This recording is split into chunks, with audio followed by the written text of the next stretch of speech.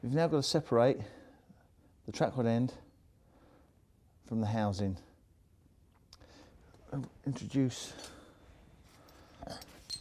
a ball joint breaking tool for splitting that goes between the track rod end and the housing.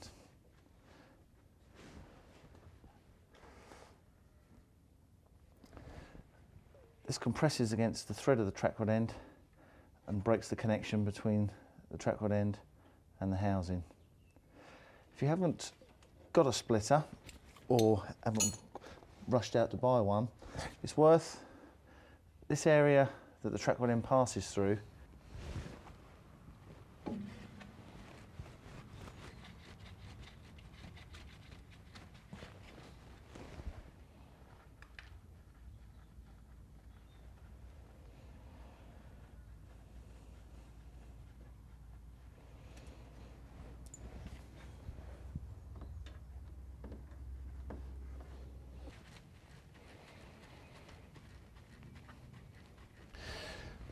There's a ring of bolts all the way around.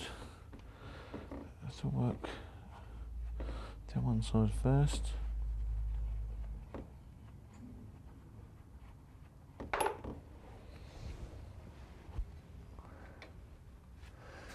And the bottom one.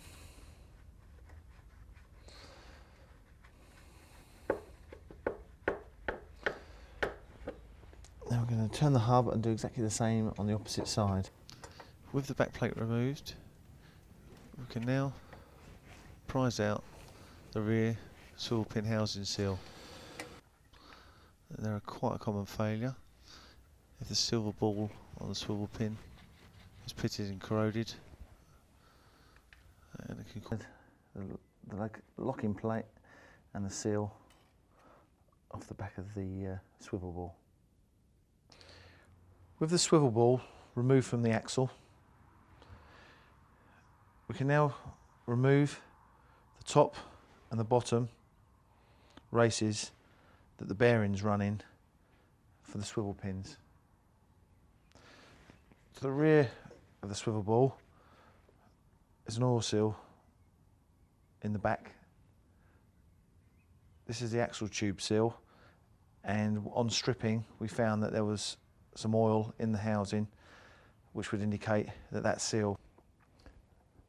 You can also fit a new gasket to this, but also a liquid sealer could be used and frequently is, but we have a replacement gasket, so once it's clean we can bolt that back in place with a new gasket.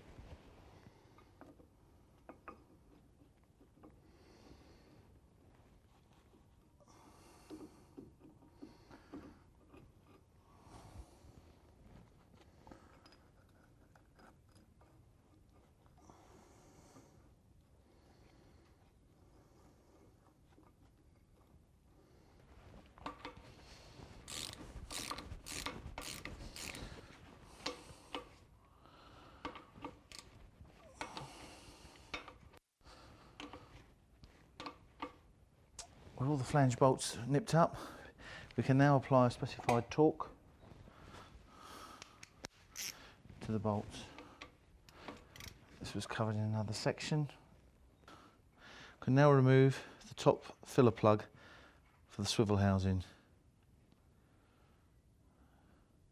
It's a square filler bung, a 13mm open-ended spanner. We'll undo that okay. We now add a one-shot quantity of swivel housing grease. It's got a handy grease filler pipe. We gently squeeze the contents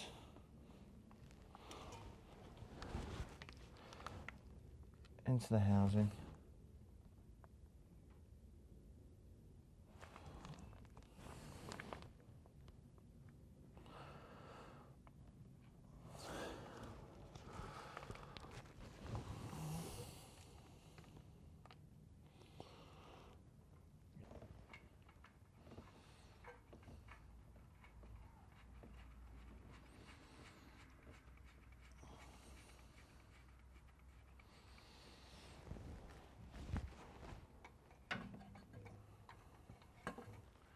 With the brakes bled, we can check them under pressure, then refit the wheel, tighten the wheel nuts, and safely remove the vehicle off the axle stand.